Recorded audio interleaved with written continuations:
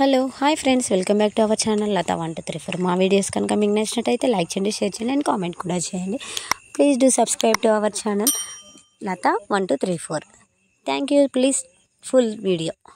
Afternoon టైంలో నాకు lunch చేద్దామంటే కర్రీ లేదండి.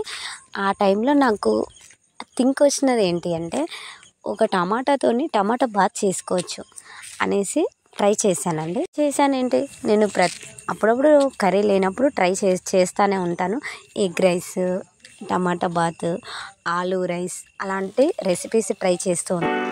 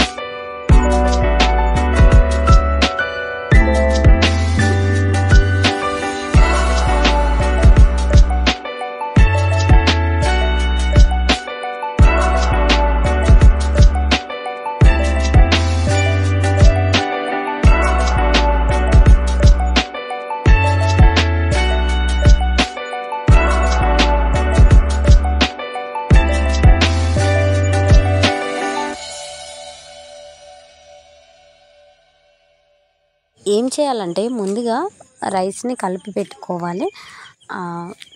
చేసిన తాలింపల్లో ఈ వైట్ రైస్ని యాడ్ చేసేసి మంచిగా కలిపేయాలండి.